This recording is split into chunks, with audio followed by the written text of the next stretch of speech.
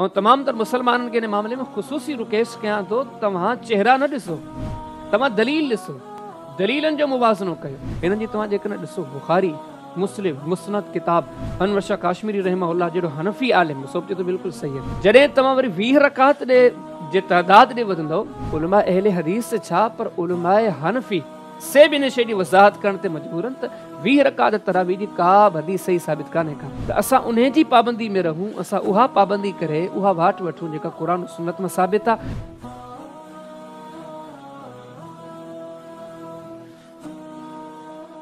अच्छा आप साहब, जीअं तव्हां ॿुधायो त 8 रकातूं तरावी सुन्नत मां साबित आहे, वितर समय 11 रकातूं थींदियूं, पर काफ़ी दोस्त जेके 20 रकात जा क़ाइल आहिनि उहे बि कुझु हदीसनि जा हवाला ॾींदा पिया आहिनि, कुझु हदीसूं पेश कंदा पिया आहिनि, त उन्हनि हदीसनि जी छा हैसियत आहे जेके 20 रकात तरावी हवाले सां पेश कयूं वञी पियूं आहिनि? सभ खां पहिरीं त इहा शइ ॾाढी तव्हां सुठी ज़िक्र कई आहे, अहादीसी हैसियत छा आहे।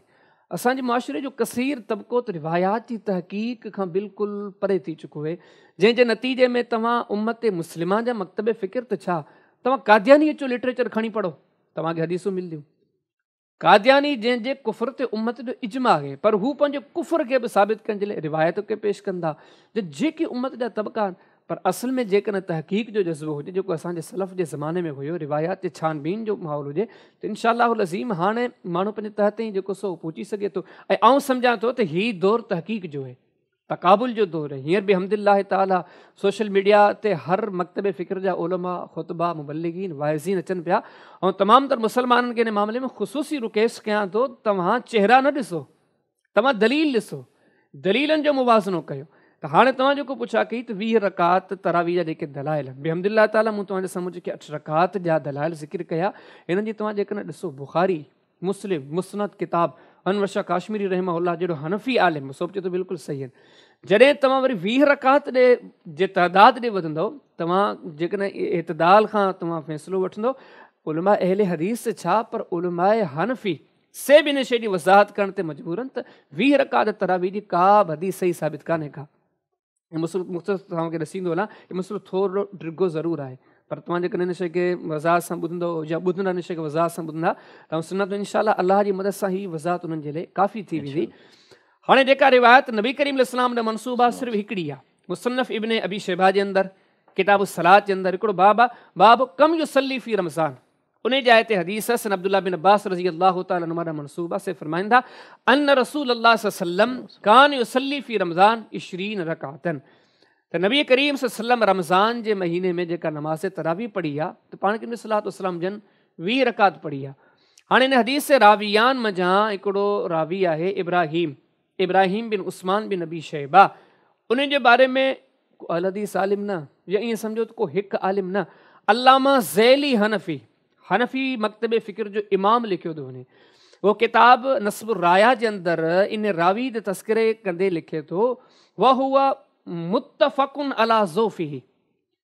इब्राहिम बिन उस्मान बिन अबी शैबा 20 रकात तरावी जो बुनियादी रावी, जेतो ही उहो रावी आहे जंहिंजे ज़ईफ़ हुजण ते उम्मत जे उलमा जो इत्तिफ़ाक़ आहे। न रुगो रावी जी ॻाल्हि आहे, तव्हां रिवायत ॾे मोटो। हाणे इहा रिवायत जेका मूं तव्हांजे साम्हूं ज़िक्र कई, अनवर शाह काश्मीरी अल उर्फ़ शुज़ी में लिखंदा, फरमाईंदा व अला ज़ुफ़िही इत्तिफ़ाक़। इन हदीस जे इन रिवायत जे ज़ईफ़ हुजण ते इत्तिफ़ाक़ आहे। हनफ़ी, शाफ़ी, मालिकी सभु जा सभु, अहल हदीस, गैर अहल हदीस सभिनी जो इत्तिफ़ाक़ आहे। त नबी करीम अलैहिस्सलाम खां जेका 20 रकात तरावी जी रिवायत ज़िक्र कई वञे थी, इहे सभु इन शइ ते मुत्तफ़िक़ कंदी आहे, रिवायत ज़ईफ़ आहे। अच्छा, इन खां पोइ अॻिते जेके सहाबा किराम रिज़वानुल्लाह अलैहिम अजमईन जे बारे में आसार ज़िक्र कया वेंदा, यकीन ॼाण वॾी ॾुख जूं ॻाल्हियूं हूंदा। हींअर असांजे मुआशिरे में असांजी अवाम वीचारी पढ़णु छॾे ॾिनो, ऐं उलमाए किराम उन्हनि जी इन ला इल्मी ला शूरी जो फ़ाइदो वठंदे उन्हनि खे सम्झो मुख़्तलिफ़ तरीक़नि सां उन्हनि जी इन ला इल्मी जो फ़ाइदो वरितो। महज़ किताबनि में रिवायतूं, उहे साॻियूं रिवायतूं, मुख़्तलिफ़ असानीद या मुख़्तलिफ़ किताबनि जा नाला लिखी महज़ तादाद वधाइण जे लाइ महज़ घणा पेज कारा करे माण्हुनि जे साम्हूं पेश कंदा। ॾिसो 20 रकात तरावी जा केॾा दलील आहिनि। हाणे इहा नबी करीम सल्लल्लाहु अलैहि वसल्लम खां जेका रिवायत उन जी इहा हैसियत हुई। हुन खां बाद में अक्सर चयो वञे थो सैयदना उमर रज़ी अल्लाह तआला अन्हु जन जे बारे में, त उन्हनि जेको 20 रकात तरावी जो हुकुम ॾिनो या जारी कई, त तहक़ीक़ में सैयदना उमर खां किथे बि साबित कान्हे का। हाणे हदीस किताब मुसन्नफ़ इब्न अबी शैबा में किताब सलात में हिकिड़ो बाब आहे, बाब कम युसल्ली फी रमज़ान। उते तव्हांखे रिवायत मिलंदी त यहया बिन सईद अल अंसारी उहो ताबी सगुर फरमाए थो त सैना उमर रज़ी अल्लाह ताला जन पंहिंजे ज़माने में 20 रकात तरावी जो हुकुम ॾिनो। रिवायत ज़ईफ़ आहे, छो त यहया बिन सईद अल अंसारी जी सैना उमर सां मुलाक़ात कान्हे। तव्हां मोता इमाम मालिक में अचो, किताब सलात फ़ी रमज़ान खोलियो, बाबु माजा फ़ी क़ियाम शहर रमज़ान तव्हां खोलियो, यज़ीद बिन रूमान ताबी सगुरो चए थो सैना उमर रज़ी अल्लाह ताला अन्हु जन 20 रकात तरावी जो हुकुम ॾिनो। तव्हां तहक़ीक़ कयो, उम्मत जा सभु आलिम तव्हांखे चवंदे नज़र ईंदा यज़ीद बिन रूमान जी सैना उमर सां मुलाक़ात जी साबित कान्हे। तव्हां चओ सैना उमर जा जेके मनसूब रिवायतूं आहिनि, तव्हां 3 सनद ते जेकर अचो, ऐं 3 सनद त उहा आहे जेका असुल हदीस किताब में मौजूदु ई कोन्हे। हाणे जदीद दौर में तहरीफ़ करे चंद नुस्ख़ा साम्हूं आंदा विया आहिनि, पर उन मुहर्रफ नुस्ख़नि में बि रिवायत नाक़ाबिल एतमाद आहे। हदीस किताब सुन नबी दाऊद ॾांहुं अब्वाबुल वितर जे अंदरि बाबुल कुनूत फिल वितर, उते हिकिड़ो असर मौजूदु आहे जंहिंखे तारीफ़ करे बि इशरीन लैलतनि जे बजाए रकतनि जा अल्फाज़ जेको उते जुड़िया विया आहिनि। त इमाम हसन बसरी फरमाईंदा त सैना उमर रज़ी अल्लाह ताला अन्हु जन 20 रकात तरावी पढ़ण जो हुकुम ॾिनो। उन्हनि ॿिन्ही रिवायतुनि वांगुरु ही बि ज़ईफ़ आहे। इमाम हसन बसरी रहमहुल्लाह जी सैना उमर सां मुलाक़ात साबित कान्हे का। अहिड़े तरीक़े सां चौथी सनद इमाम अली हिंदी पंहिंजे किताब कंज़ुल उम्माल में किताब सलात जे अंदरि बाब सलात तरावी क़ाइमु करे हिकिड़ी हदीस आणींदा। सैना उबई बिन कब रज़ी अल्लाह ताला अन्हु जन फरमाईंदा सैना उमर रज़ी अल्लाह ताला अन्हु जन पंहिंजे ज़माने में 20 रकात तरावी पढ़ण जो हुकुम ॾिनो। तव्हां सनद जी तहक़ीक़ कयो, अबू जाफ़र राज़ी नामी रावी आहे जंहिंखे तमामु अक्सर अइम्मा हदीस उनखे ज़ईफ़ नाक़ाबिल एतमाद करार ॾिनो आहे। तव्हां अॻिते अचो सैना उमर जे बारे में जेका 5 सनद पेश कई वञे थी, इमाम बेकी रहमहुल्लाह जी किताब अस्सुननुल कुबरा में किताब सलात में हिकिड़ो बाब मां रुवीअ फ़ी अदद रकात क़ियाम रमज़ान, उते तव्हांखे हिकिड़ी हदीस मिलंदी सैना उमर रज़ी अल्लाह ताला अन्हु जन 20 रकात पढ़ण जो हुकुम ॾिनो। सैना उमर खां केरु पिया नकल कनि? साहिब बिन यज़ीद रज़ी अल्लाह ताला अन्हु। साहिब बिन यज़ीद खां केरु पिया नकल कनि? यज़ीद बिन खुसैफ़ा। इते ई पहुचण खां ख़बर पइजी वई थी रही रिवायत ज़ईफ़ आहे, छो त यज़ीद बिन खुसैफ़ा 20 जो ज़िक्र था कनि, साहिब बिन यज़ीद जा शागिर्द आहिनि। पर यज़ीद बिन खुसैफ़ा जी जाइ ते मोहम्मद बिन यूसुफ अल किंदी उहे ज़िक्र कंदा 8 रकातनि जो, जॾहिं मोहम्मद बिन यूसुफ यज़ीद बिन खुसैफ़ा खां वधीक सिका आहिनि, वधीक औसक आहिनि। मशहूर इल्म हदीस हिकिड़ो मसइलो आहे जेको न रुगो शिया सुन्नी बल्कि शिया सुन्नी सभिनी वटि, छो जो उसूल हदीस जो जेको मामिलो आहे न शिया सुन्नी सभिनी वटि मुतफ़िक़ आहे, सवाइ हिकिड़ी जेको सो शिक आहे जंहिंमें इख़्तिलाफ़ आहे त शिया सुन्नी सभिनी वटि, ईअं सम्झो पूरी उम्मत वटि हिकिड़ो मुतफ़िक़ उसूल आहे जंहिं सिका रावी पाण खां औसक रावी जी मुखालिफ़त करे तिन सिका रावी जी रिवायत ज़ईफ़ आहे। त हीअ जेका रिवायत सिका रावी यज़ीद बिन खुसैफ़ा मुखालिफ़त पियो करे मोहम्मद बिन यूसुफ जी जेको उनखां वधीक औसक आहे, त लिहाज़ा इहा 5 सनद जेका आहे इन सां बि रिवायत ज़ईफ़ आहे। अहिड़े तरीक़े सां 6 सनद आहे हदीस किताब मुसन्निफ़ अब्दुल रज़ाक़ जे अंदरि किताब सियाम जे अंदरि इमाम साहिब बाब क़ाइमु कयो आहे बाब क़ियाम रमज़ान, उते तव्हांखे हदीस मुबारक मिलंदी सैना उमर रज़ी अल्लाह ताला अन्हु जन 20 रकात तरावी जो हुकुम ॾिनो। सैना उमर खां केरु थो नकल करे? सैना साहिब बिन यज़ीद रज़ी अल्लाह ताला अन्हु। साहिब बिन यज़ीद खां केरु नकल थो करे? मोहम्मद बिन यूसुफ अल किंदी। मोहम्मद बिन यूसुफ अल किंदी खां 20 रकात जो तइदाद केरु थो नकल करे? दाऊद बिन कैस। पर दाऊद बिन कैस इहा रिवायत शाज़ आहे, ज़ईफ़ आहे, छो त दाऊद बिन कैस इन अल्फाज़ में इमाम दारिल हिजरा इमाम मालिक रहमहुल्लाह जी मुखालिफ़त कई आहे। यहया बिन सईद अल कत्तान जेको अमीर अल मोमिनीन फिल हदीस आहे उन्हनि खां मुखालिफ़त में अल्फाज़ नकल कया आहिनि। इहे 6 सनदूं अथव सैना उमर रज़ी अल्लाह ताला जिन खां नकल कंदे जेके कुतुब हदीस में उमूमी तौर ते हवालो ॾिनो वञे थो, तव्हां जेकॾहिं छानबीन कंदो उमीद इनशाअल्लाह इन 6 मां का 7 सनद कान मिलंदी। त सैना उमर रज़ी अल्लाह ताला जन खां किथे बि कंहिं सही सनद सां साबित कोन्हे को जो उन्हनि कॾहिं 20 रकात तरावी जो हुकुम ॾिनो आहे। या सैना अली रज़ी अल्लाह ताला जे बारे में चयो वञे थो त उन्हनि 20 रकात तरावी जो हुकुम ॾिनो। एतदाल सां इंसाफ़ सां ख़ुदा तरसी ख़ुदा जो ख़ौफ़ रखी करे उसूल हदीस खे तव्हां साम्हूं रखी करे तहक़ीक़ कंदो। सैना अली रज़ी अल्लाह ताला जन खां बि इहा शइ साबित कान्हे का। हदीस किताब असुल कुबरा अल बेकी जे अंदरि किताब सलात जे अंदरि इमाम सां बाब क़ाइमु कयो बाब मां रुवीअ फ़ी अदद रकात अल क़ियाम फ़ी शहर रमज़ान, उते इहा हदीस आंदी अथऊं त सैना अली रज़ी अल्लाह ताला अन्हु जन 20 रकात तरावी जो हुकुम ॾिनो। पर उते तव्हां हदीस जी तहक़ीक़ कंदो हम्माद बिन शुएब ज़ईफ़ रवी आहे। इन खां गॾोगॾु अता बिन साहिब आख़िरी उमिरि में इख़्तिलात जो शिकार थी वियो। त इन सनद सां सैना अली खां इहा शइ साबित कान्हे का। मुसन्नफ़ अब्दुल रज़ाक़ जे अंदरि मुसन्नफ़ इब्न अबी शैबा जे अंदरि किताब सलात जे अंदरि बाब कम युसल्ली फ़ी रमज़ान, उते तव्हांखे हिकिड़ो असरु मिलंदो अबुल हसना नामी शख़्स आहे जेको चए थो सैना अली रज़ी अल्लाह ताला हुजनि 20 रकात तरावी पढ़ण जो हुकुम ॾिनो। पर तव्हां छानबीन कयो अबुल हसना खे मुहद्दिसीन उम्मत सभु मजहूल था चवनि, मजहूल लावी जी का रिवायत क़ाबिल एतमादी कान्हे। या 3 सनद पेश कई वञे थी मुस्नद ज़ैद जे नाले सां हिकिड़ो किताबु आहे, इमाम ज़ैद ना जेको सो मनसूब आहे, उन जे अंदरि किताब सियाम जे अंदरि हिकिड़ो बाबा रमज़ान जे क़याम जो बयानु, उते हदीस सना अली रज़ी अल्लाह ताला जन हुकम ॾिनो त नमाज़ तरावी आहे उहा 20 रकात पढ़ी वञे। हाणे असुल ॻाल्हि इहा त मुस्नद ज़ैद ख़ुदि सॼो किताब ई नाक़ाबिल एतमाद आहे। हिन किताब जे रावियान में तव्हांखे हिकिड़ो रावी मिलंदो, अमर बिन ख़ालिद अल वास्ती, मुहद्दिसीन उम्मत, ख़ुदि अनवर शाह काश्मीरी हनफ़ी मकतब फ़िक्र जो इमाम आहे, सो बि चवे थो त अमर बिन ख़ालिद अल वास्ती कज़ाब क़िस्म जो रावी आहे। अहिड़े माण्हू जे रिवायत या अहिड़े माण्हू जेको सनद में अचे उन सनद जी उन किताब जी छा हैसियत आहे। हाणे सैना अली रज़ी अल्लाह ताला अन्हु जन खां इन 3 सनदनि सां जेको तव्हांजे साम्हूं ज़िक्र कयमि 20 रकातनि हवालनि का बि शइ हिन में साबित कान्हे का।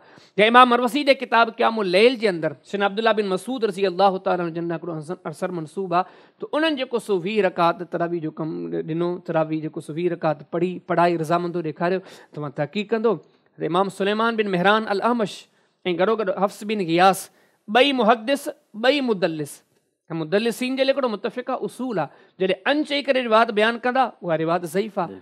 ऐं इन हदीस में ॿिन्ही अन चई करे हदीस इहा पेश कई आहे। सैयदना अब्दुल्ला बिन मसूद रज़ी अल्लाह ताला जन उन खां बग़ैर साबित आहे। अहिड़े तरीक़े सां तव्हां अञा अॻिते हलियो, मुसन्नफ़ इब्न अबी शैबा जे अंदरि किताब सलात जे अंदरि बाब कम युसल्ली फी रमज़ान, तव्हांखे हदीस मिलंदी, अब्दुल अज़ीज़ बिन रुफ़े फरमाईंदा त सैयदना उबई बिन काब रज़ी अल्लाह ताला अन्हु जन 20 रकात तरावी पढ़ाई। तव्हां तहक़ीक़ कयो, अब्दुल अज़ीज़ बिन रुफ़े जी सैयदना उबई बिन काब रज़ी अल्लाह ताला सां मुलाक़ात ई साबित कान्हे का। हाणे हीअ जेका मूं तव्हांजे साम्हूं वज़ाहत ज़िक्र कई, इहे ई 4 सहाबा आहिनि जिन जा नाला वठी करे सराहत सां जिन खां 20 रकात तरावी जी साबिती कई वञे थी। इन्हनि 4 खां इहे ई सनदूं आहिनि जेको मुख़्तलिफ़ किताबनि में असांजे साम्हूं पढ़ियूं वञनि थियूं, पढ़ायूं वञनि थियूं, वॾा वॾा स्कॉलर वेही करे इहे रिवायतूं दोहिराईंदा। पर तव्हां जेकॾहिं इन सभिनी शयुनि जो जाइज़ो वठो, इन 4 सहाबा खां जिन बि सनदनि सां रिवायतूं ज़िक्र कयूं बियूं आहिनि उहे सभु जूं सभु सनदूं ज़ईफ़ आहिनि। इन खां हटी करे बाक़ी जेके 20 तरावी जे लाइ दलाइल ॾिना वञनि था, न नबी करीम सलाम खां, न कंहिं सहाबी खां, मजहूल रावियान खां, फलाणे दौर में फलाणा माण्हू पढ़ंदा हुआ, त मजहूल रावियान जी का बि हैसियत कान्हे का। बाक़ी हीअ जेके सराह सां मूं ॻाल्हियूं तव्हांजे साम्हूं ज़िक्र कयूं नबी करीम सलाम जन खां या पाण करीम सलाम जन जे असहाब खां, कंहिं खां बि 20 रकात तरावी जी तादाद जेको हिसो साबित कोन्हे को। थी सघे थो न समूरी हक़ीक़तनि खां बद, छो जो ज़िद ऐं तअसुब हिकिड़ी तमामु वॾी बीमारी आहे। उम्मत खे अॼु इन जाइ ते जंहिं शइ बीहारियो आहे इहा फ़िरका परसी, गिरोहबंदी, इहो तासुब, इहो तशद्दुद। हाणे काफ़ी माण्हू चवंदा त हीअ जेके मौलवी साहिबान तहक़ीक़ कनि था, या जेके ॻाल्हियूं तव्हां सां कयां पियो, हीअ त थी सघे थो पंहिंजे मसलक जी बुनियाद ते, जमात जे बुनियाद ते, त हीअ 8 जा क़ाइल आहिनि, इन जे करे इहे ॻाल्हियूं कनि पिया। हालांकि इहा ॻाल्हि सिर्फ़ु आऊं नथो कयां, सिर्फ़ु उलमा अहल हदीस नथा कनि, हनफ़ी मकतबे फ़िक्र जी वॾी क़दामत शख़्सियत अल्लामा नेमवी पंहिंजे किताब आसार सुनन जे अंदरि, किताब सियाम जे अंदरि हिकिड़ो बाब क़ाइमु कंदा, फिर तरावी बि 20 रकातनि, किताब सलात जे अंदरि बाब क़ाइमु कंदा, उन जाइ ते इहे 20 रकातनि जी तरावी जूं जेके दलीलूं आहिनि ॾेई करे हिकु हनफ़ी मकतबे फ़िक्र जो आलिम उहो छा थो चवे, इहे समूरा दलाइल लिखी करे फरमाईंदा फला तख़लू अन वहनिन, 20 रकात तरावी जूं जेके बि दलीलूं आहिनि हनफ़ी आलिम सगोरो बि फ़ैसिलो ॾिए थो त इन मां का बि रिवायत ज़ोफ़ खां ख़ाली कान्हे का। त इहे सभु शयूं असुल में अलाह पाक इंसान खे मुनसिफ़ बणाए, मुनसिफ़ मिज़ाजी अख़्तियार करे जॾहिं इन्हनि शयुनि जी तहक़ीक़ कंदो, बिहम्दिल्लाह ताला 8 रकातूं जेके तरावियूं आहिनि बुख़ारी में, मुस्लिम में, ऐं तव्हांखे ॿुधायूं त सिलसिलतु ज़हब, सोन जहिड़ियूं जेके सनदूं आहिनि उन्हनि सां साबित आहिनि। जॾहिं त 20 रकात तरावी जे सिलसिले में पाण करीम सलाम जन खां या पाण करीम सलाम जन असाब खां कंहिं खां बि सही सन सां का शइ साबित कान्हे का। इन शइ जो इक़रार ऐं इज़हार न सिर्फ़ु उलमा अहल हदीस बल्कि अकाबिरीन अहनाफ उहे बि इन शइ जो इक़रार कंदा। अल्लाह पाक तव्हां सभिनी खे सम्झण जी तौफ़ीक़ अता फ़रमाए। अच्छा आप साहब, जीअं तव्हां ॿुधायो त जेके हदीसूं आहिनि 8 रकात तरावी साबित आहिनि उन्हनि मां, ऐं 20 रकात जे हवाले सां जेके रिवायतूं आहिनि उन्हनि में कंहिं न कंहिं हवाले सां को ज़ोफ़ मौजूदु आहे। त पोइ हाणे हिते ॿियो हिकिड़ो एतिराज़ थिए थो त पोइ हरमैन जे अंदरि 20 रकातूं छो थियूं पढ़जनि। हरमैन हालांकि असांजे दीन जो जेको मंबा आहिनि, बुनियादु आहे, उहा हरमैन खां मके या मदीने मां उहा शइ आई आहे। त पोइ हिन वक़्तु हरमैन जे अंदरि 20 रकातूं छो तरावियूं पढ़ी वञनि थियूं? इन जो इहो जवाबु आहे त इहो उते जो हिकिड़ो सम्झो हुकूमती फ़ैसिलो आहे। को माण्हू चवे त कीअं थिए, तिन जो वॾो सरीह दलील इहो आहे त हरमैन ॿिनि हरमनि खां हटी करे तमामु तर मसाजिद में पूरे सऊदिया जे अंदरि जिथे बि अक्सर मसाजिद अहल सुन्नत वटि आहिनि, तव्हां तहक़ीक़ कयो त सभिनी में 8 रकातूं पढ़ी थियूं वञनि। बिहम्दिल्लाह ताला 2 साल अॻु में मूंखे अल्लाह पाक उमिरि जी सादत नसीब कई। त जेके जेके माण्हू उमिरि ते वञनि था या हिन रमज़ान में बि इंशाअल्लाह वेंदा, तव्हां हुन खां पुछा कयो तमामु तर मके मदीने में जिथे किथे जेके मसाजिद आहिनि उन में केतिरो रकातूं पढ़ाए वञनि, तव्हांखे इहा ई ॻाल्हि कंदे नज़र ईंदा त 8 रकातूं। हीउ हिकिड़ो हुकूमती फ़ैसिलो आहे।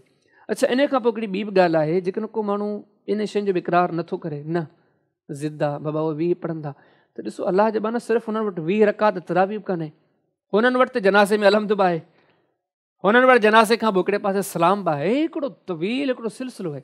उन साॻे के मुस्लमान खे जॾहिं इहा शइ सम्झाए जे अलाह जे बाना ठीकु आहे, तूं जेकॾहिं चईं थो सऊदी आहे या मको मदीनो या हरमैन जे सिलसिले में तूं 20 रकात तरावी जी शइ खे हुज्जत सम्झी थो, त पोइ हिन शयुनि खे बि तूं हुज्जत सम्झ। पर उहो माण्हू कॾहिं बि इन शइ ते कोन ईंदो। हीउ उसूल त कोन्हे। जेकॾहिं तूं फॉलोवर आहे मके मदीने जो, त मके मदीने जी ॿिनि शयुनि खे बि जेको सो तूं फॉलो कर। तो इन शयुनि जो ज़िक्र करीं तो बाक़ी ॿियूं शयूं विसारे छॾींदो। इहा शइ ॿाराणी आहे। बल्कि अञा असुल ॻाल्हि जेका तव्हांजे साम्हूं ज़िक्र कयां, ॾिसो न मके मदीने जूं या हरमैन जूं 2 सूरतूं आहिनि। हिकिड़ी उहा सूरत हाल आहे जेका अॼु असांजे दौर में मौजूदु आहे हिन वक़्तु। ॿी मके मदीने जी उहा सूरत हाल आहे जेका नबी करीम अलैहिस्सलातु वस्सलाम, सहाबा किराम रिज़वानुल्लाहि अजमईन, खुलफाए राशिदीन जो ज़मानो। ऐं तव्हांखे त पहिरां इहा शइ पुछा कंदसि, मके मदीने जो क़ाबिल इत्तिबा ज़मानो कहिड़ो आहे? उहो ज़मानो जा हींअर को? यकीनन उहो ज़मानो। त उन ज़माने में त तव्हां ॾिसो जेकॾहिं ॾिसो त 8 पढ़ियूं वेंदियूं हुयूं। ऐं उन खां पोइ कुतुब अहादीस में जा बजा बिहम्दिल्लाह ताला असांजे साम्हूं जेको आइडियल आहे, नमूनो आहे, तरीक़ो आहे, सो त नबी करीम अलैहिस्सलातु वस्सलाम जन जी ज़ात अक़दस आहे। कंहिं बि जाइ ते अहिड़ी का हदीस कान थी मिले जो पाण करीम अलैहिस्सलातु वस्सलाम जन इहा शइ चई हुजे तव्हां क़ुरान सुन्नत खे छॾे अहले मदीना जे अमल खे जेको हुज्जत सम्झो। अहिड़ी का बि शइ साबिती कान्हे जंहिं शरीयत पाबंदी नाहे कयो। असांखे पाबंद कयो आहे क़ुरान सुन्नत जो, त असां उन जी पाबंदी में रहूं, असां उहा पाबंदी करे उहा वाट वठूं जेका क़ुरान सुन्नत में साबित आहे। ऐं उहा वाट इहा ई आहे त तरावी नमाज़ सुन्नत जेको तादाद आहे सो 8 रकात आहे। अल्लाह पाक अमल जी तौफ़ीक़ बख़्शे। जज़ाकल्लाह वसन जज़ा बारकल्लाह फ़ीक। सब्सक्राइब करियो ऐं बेल आइकन ते क्लिक करियो त जीअं असांजी हर नई वीडियो जो नोटिफिकेशन मिले।